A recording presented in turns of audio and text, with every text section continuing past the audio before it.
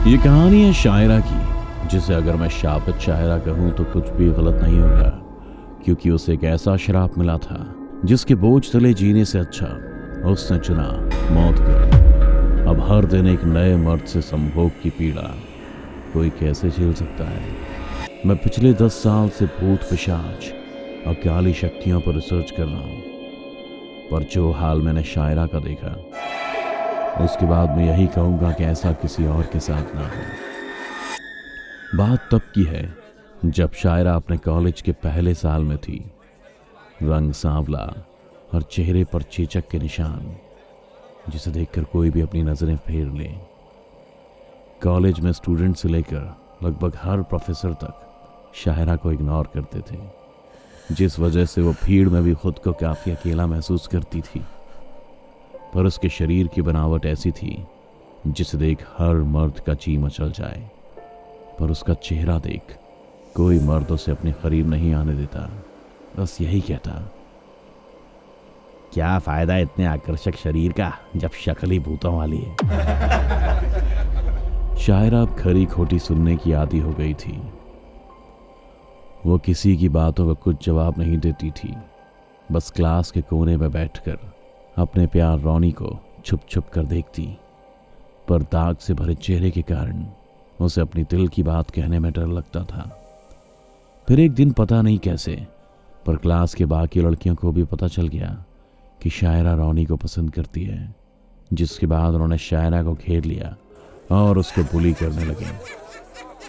कोई इसकी शक्ल पे ताना मारता तो कोई उसकी फूटी किस्मत को कोसता। इतने में भीड़ से थोड़ा हटके खड़ा रोनी भी बोल पड़ता है, पता नहीं इसने सोच कैसी ली कि मैं इससे प्यार करूंगा।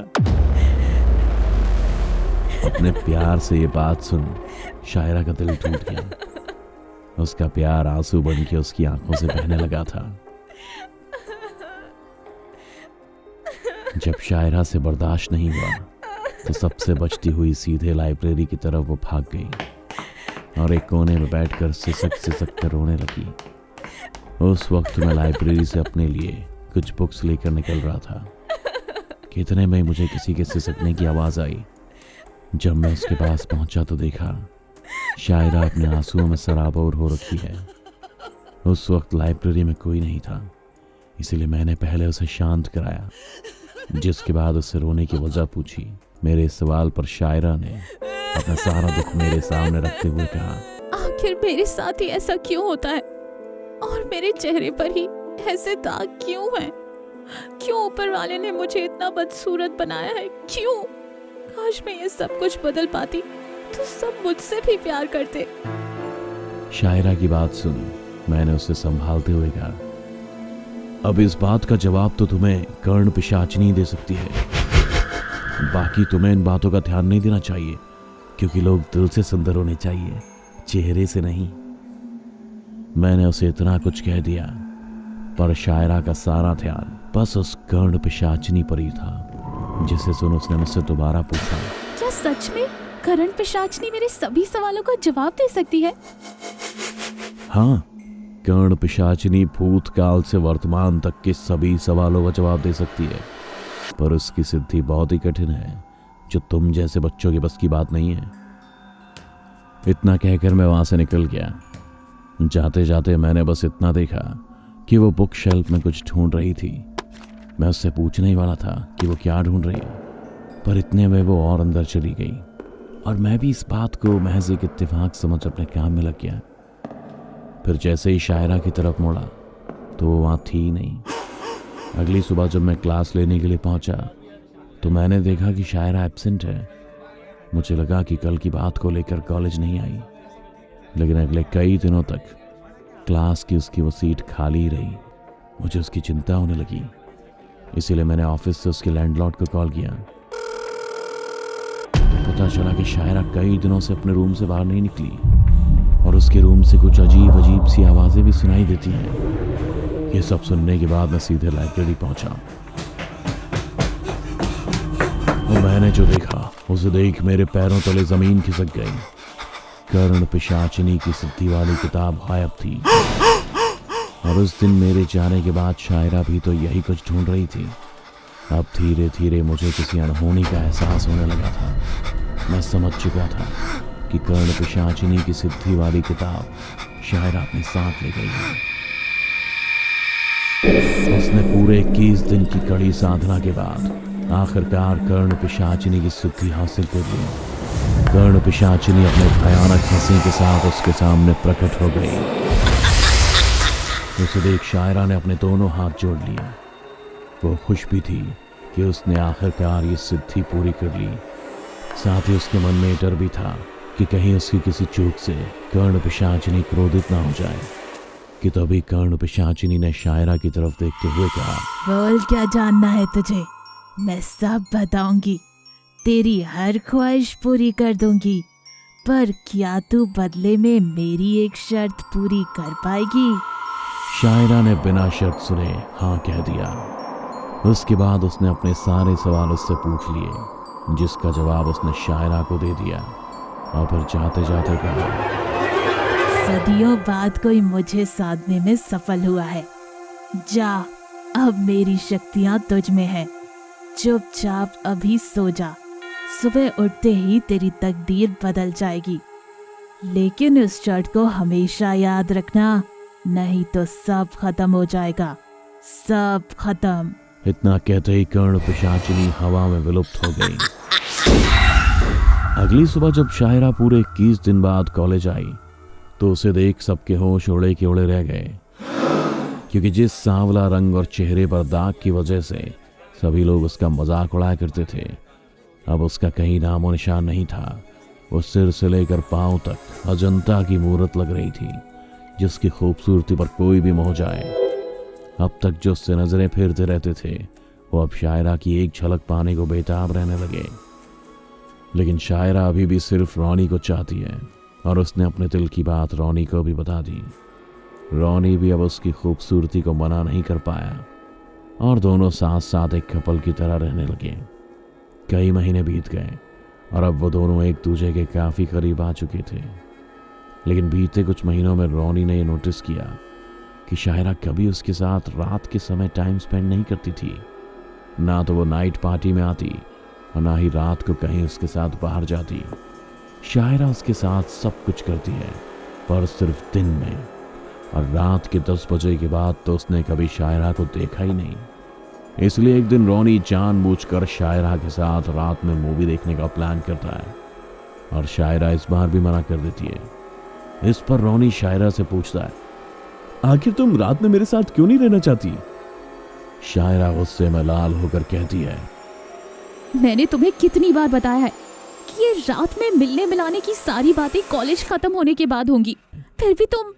इतना कहते ही शायरा वहां से उठकर चली जाती है। रोनी को शायरा का इस तरह से गुस्सा करना बहुत ही अजीब लगता है, इतना कि उसके सिर से पसीना टपकने लगता है। लेकिन इस बार उसने भी ठान लिया कि आज वो इसके पीछे की वजह पता लगा कर ही रहेगा। इसलिए वो शायरा को बिना बताए आधी रात में खिड़की से होते हुए उसके घर में पहुंच जाता है। पर शायरा तो अपने कमरे में थी ही नहीं। रोनी शायरा को ना पाकर बेचैन हो गया था कि तभी रोनी को कहीं से मंत्रोच्चारण की आवाजें सुनाई देती हैं और वो उसकी तरफ बढ़ जाता है। ये आवाज शायरा के बगल वाले कमरे से आ रही थी, जो रोनी के आने पर हमेशा बंद ही रहता था। रोनी ने सोचा कि आखिर शायरा इस कमरे में क्या कर रही है।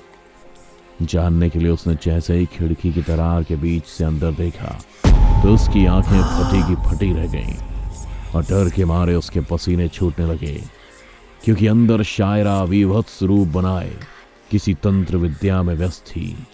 बाल पूरे बिखरे हुए और आंख बिल्कुल कर्ण पिशाचिनी की तरह, जिसे देखकर किसी की भी रूह कांप जाए।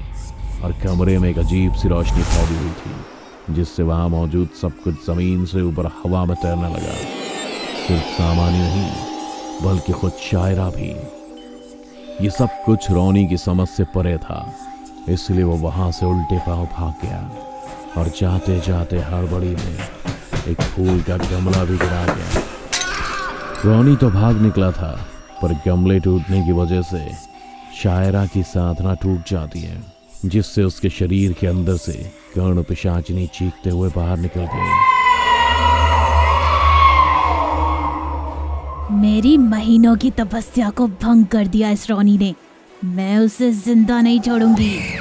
शायरा को कुछ समझ नहीं आता है, पर वो इतना समझ गई थी कि जिस दौरान कर्ण पिशाचिनी उसके शरीर में वास कर भविष्य देखने की शक्ति की सिद्धि हासिल कर ली थी, उस दौरान किसी ने उसका ध्यान भंग कर दिया, और वो रोनी था। कर्ण पिशाचिनी ने उसे सब कुछ देने के बदले की शर्त में उससे उसका शरीर मांगा था, जिसमें वास कर वो अपनी साधना कर सके। लेकिन साधना भंग हो जाने की वजह से वो अब रोनी के खून की प्यासी बन गई, क्योंकि अब उसे इस सिद्धि को वापस से करने में पूरे 1 साल लगेंगे।